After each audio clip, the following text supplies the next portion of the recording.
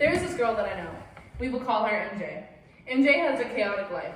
For some people, chaotic means busy. For MJ, chaotic means rough.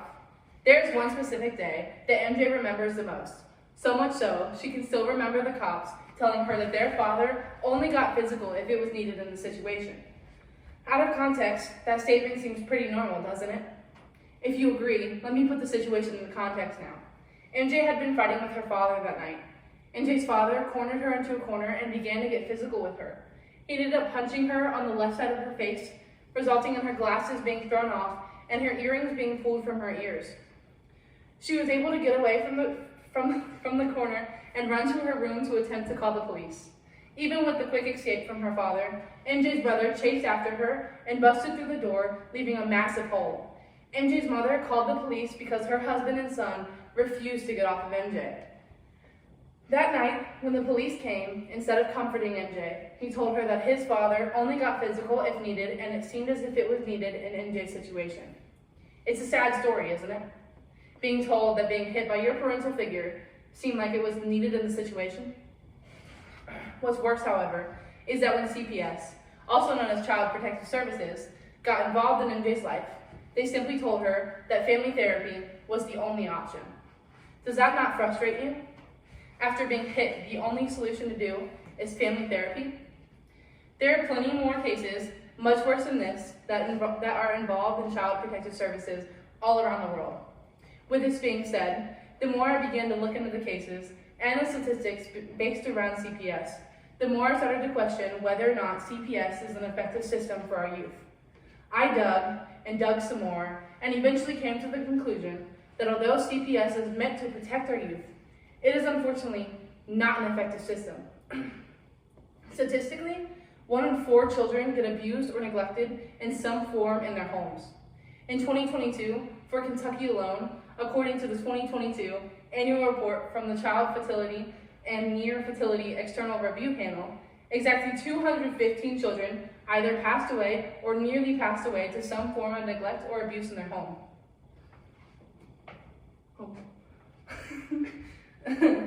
Taking into consideration that there are more than 300 million children who are abused throughout the world, Child Protective Services only investigates about 600,000 of those cases. Reflecting on Kentucky alone, 72% of the cases that were previously involved in the system died due to some form of neglect or abuse. This is approximately 106 children. More than half of the children who were involved in the courts presented dead once returned home. How specifically can children trust in a system that gives the possibility of death? How are they supposed to rely on a system that has a chance of not even acknowledging their case? I would like to point out that most children who are involved in the system are kept in their homes, unless it is deemed necessary to be removed. With that being said, however, most children who are kept in their homes grow to develop mental illnesses such as PTSD, depression, and suicidal tendencies. In a mental health research paper called Role of Pre-Existing Adversity and Child Maltreatment on Mental Health Outcomes for Children Involved in Child Protection, Population-Based Data Linkage Study, researchers compared the mental health differences between children who were involved in the system to children who were not. The results came out to be 37.4% to 5.9%. Shocking, isn't it? The rate of children who were diagnosed with a mental illness in the system is 6 times higher than a child who had no involvement. In the research paper, it was also found that youth who were placed back into the homes after investigation intertwined themselves with bad behaviors such as drinking, smoking, and underage intimacy. Once again, how can our system be effective if children are kept in toxic, degrading, and possibly abusive homes?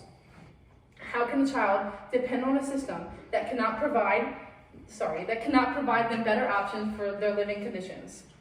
As of right now, I have explained how CPS does not answer every case, how their solutions often end in death, and how their solutions also lead to mental health issues within the youth. Now I would like to take a moment and focus on the investigations that are conducted by CPS.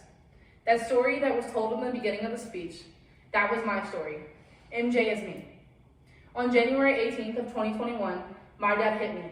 After he hit me, I spent a month fighting not only my parents, but also the courts because I refused to go home.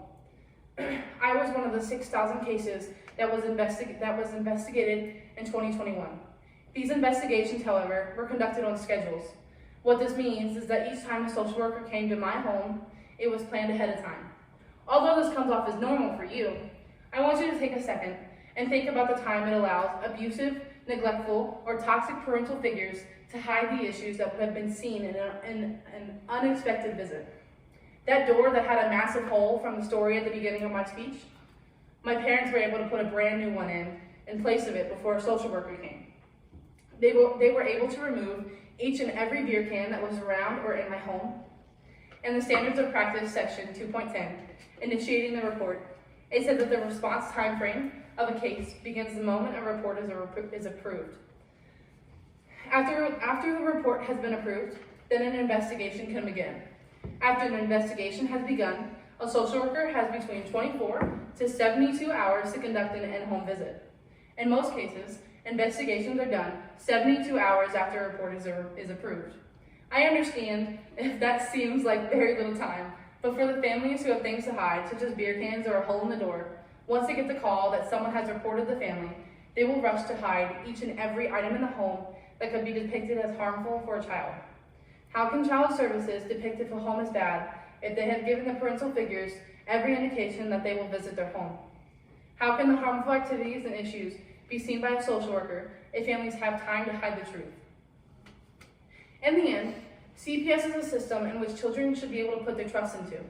However, CPS gives every sign to a child of why they shouldn't. In the previous years, even in 2022, over half of those children who were involved in the system died. Mental health rates rose due to children being placed back into the homes. Substance abusing parental figures or harmful homes were ignored due to expected home visits. It's understandable that CPS is doing the very best to achieve their goal of helping children. However, the way the system works has failed many children. Although we fail to admit, sometimes CPS is unfortunately not an effective system to help out our youth. Thank you. Girl, you better cry.